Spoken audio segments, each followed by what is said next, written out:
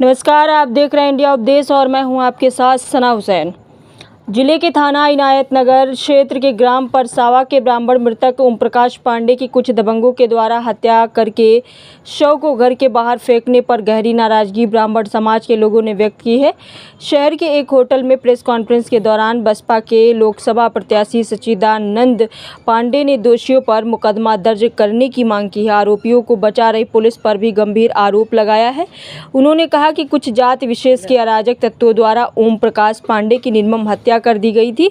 उसके बाद उसके पुत्र अनुपम द्वारा थाने पर तहरीर दी गई, लेकिन अभी तक अराजक तत्वों के खिलाफ रिपोर्ट नहीं दर्ज की गई है। उन्होंने बताया कि शासन सत्ता के दबाव में पुलिस पीट की रिपोर्ट नहीं दर्ज कर रही है और आरोपियों के खिलाफ ना तो कभी कार्रवाई कर रही है। हमारी मांग है कि पीड़ित की एफआईआर दर्ज की जाए और आरोपियों के खिलाफ सबसे सख्त कार्रवाई की जाए। पीड़ित अनुपम पांडे को न्याय दिया जाए। उन्होंने बताया कि इस संबंध में उन्होंने आईजी से भी भेंट की है और उन्हें शिकायती पत्र दिया गया है और उन्होंने आदेश भी किया है, लेकिन अभी तक थाने पर उनकी रिपोर्ट दर्ज नहीं की गई है। जी राम प्रकाश पांडे नाम है, जो करीब 52 से 54 साल की उम्र में थे। काफ़ी बीमार पहले से ही चलते थे। हम और हमारे पिता घर में 2 अकेले ही हैं। तो ग्राम सभा प्रधान जी कॉलोनी हमको दिए और गांव के सबसे बाहर मतलब कॉलोनी हमारी बनी हुई है। वहीं पर ये 5 लोग आए जिनका नाम अभी बताया गया। उनका नाम राहुल सिंह है और जितेश सिंह और अतुल श्रीवास्तव, अभिषेक यादव, मुकेश सिंह, 5 लोग थे। तो हमारे पिता ने बताया कि इन 5 लोगों ने आए हमारे कमरे में ज़बरदस्ती घुसे शराब पीने के और बीड़ी सिगरेट कुछ मांग रहे थे। हम तो थे नहीं मौके पे, लेकिन हमारे पिताजी ऐसे बता रहे थे गंभीर हालत में जब थे।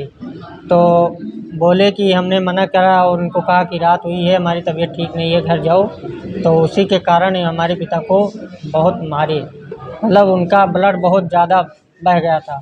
तो हम गांव में जा रहे थे सबसे प्रधान से और सबसे बताने कि हमारे पिता को ये लोग मिलकर मारे हैं। तो ये लोग हमको पकड़ लिए, पकड़ के बोले कि पहले इनका ब्लड बहुत सारा बहा है, किसी डॉक्टर के पास ले चलते हैं, इनका ब्लड और पट्टी मतलब साफ़ करा के रुकवाते हैं, उसके बाद जो करना है करिए, हमसे गलती हुई है, जो करना है करिए आप।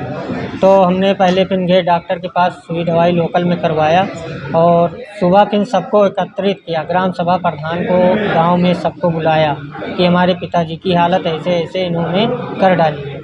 तो बोले कि ग्राम सभा प्रधान भी बोले कि आप दवा करवाइए या तो फिर नहीं तो एफआईआर किया जाएगा आपके नाम।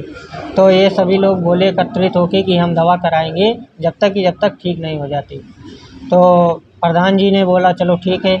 उसके बाद ये लोग अपने अपने मतलब शहर अपने अपने रिश्तेदारी भाग गए, जिसमें से श्रीवास्तव जी अतुल मतलब दवा करवा रहे थे, जो हो सका उनसे उतना ही दवा करवाई। और उसके बाद हमारे पिता का देहांत हो गया। देहांत होने के बाद भी ये लोग मतलब जो गलती किए थे 4 लोग, ये लोग हमारे पिताजी का अंतिम संस्कार करवाने तक भी नहीं आए और गांव में लोगों को भड़का दिया कि गांव के लोग या भी।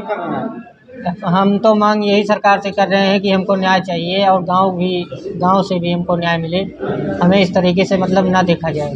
पुलिस प्रशासन तो अभी तक कोई मतलब जांच ही नहीं निकाली।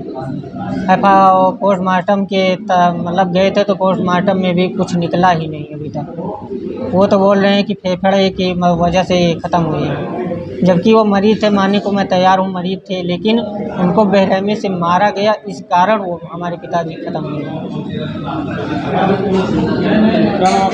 हमारा नाम अनुपम पांडे है। परसावा ग्राम सभा में एक जो है वृद्ध ब्राह्मण 55 साल के, उनको उनकी हत्या कर दी गई। होली के एक दिन पहले का मामला है। मैं अपने विधानसभा दरियाबाद जा रहा था उस दिन। मुझे चाचा जी और आनंद जी का फ़ोन आया कि ऐसी ऐसी घटना हुई है वहाँ पे, ठीक है।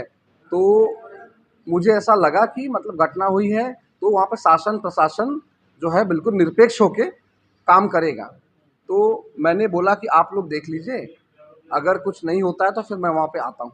लेकिन जब 1 घंटे के बाद भी रुकने के बाद कोई संज्ञान नहीं लिया गया, तो मैं स्वयं जो है मैं अपने क्षेत्र से वापस आया और मैं स्थान तक गया। मैं इनके घर तक गया।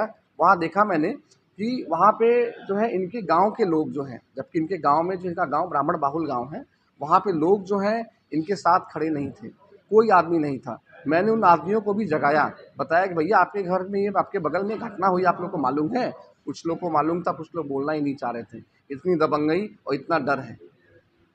लोग जो है इसमें जिन लोगों ने मारा है, जिन 5 लोगों ने मारा है, वो उसमें साक्षात आपको दिख रहे हैं, वो कल्पित है।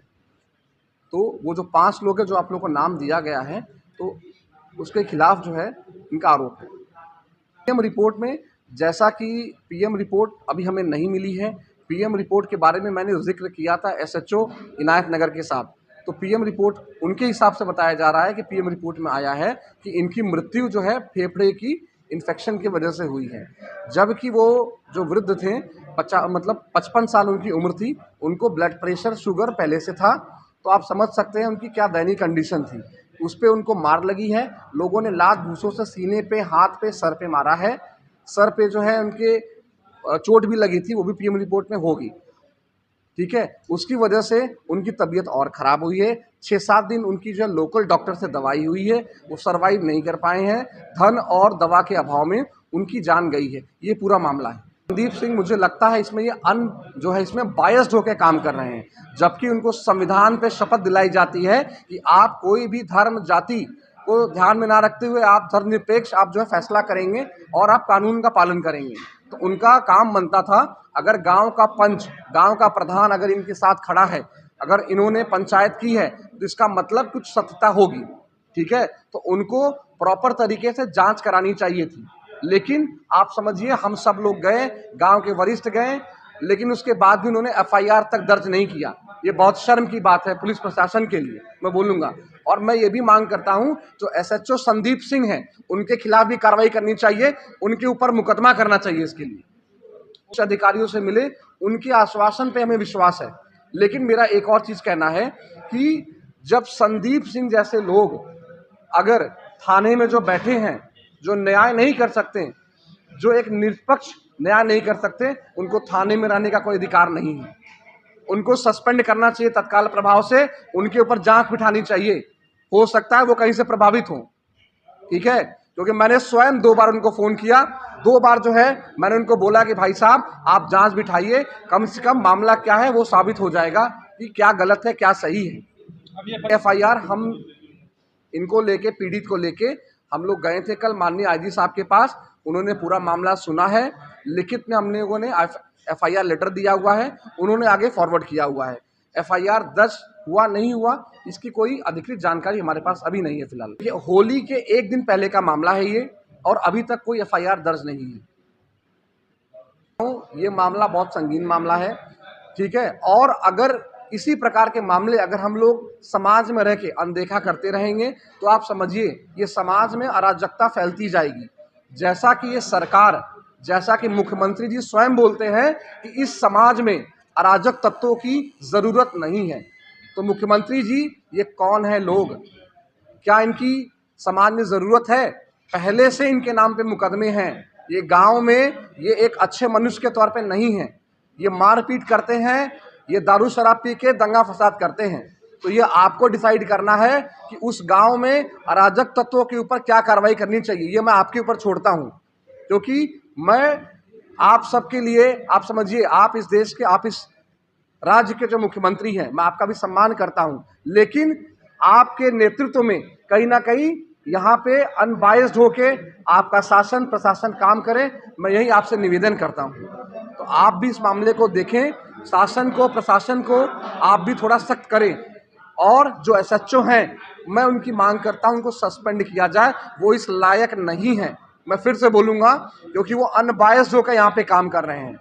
सीओ जो हैं, सीओ साहब को भी, वो इनसे हायर हैं, सीओ साहब को भी कहीं ना कहीं इसके ऊपर जो है एक नोट जाहिर करना चाहिए था, जिससे कि कम से कम आपके एसएचओ काम करते।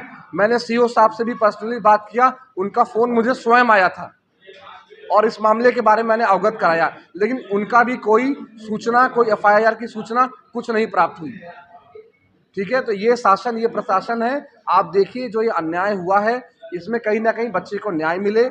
और मजबूती से इसमें आप सबसे निवेदन है, समाज से निवेदन है, समाज आपसे है, ये बच्चा आपका है। इसमें न्याय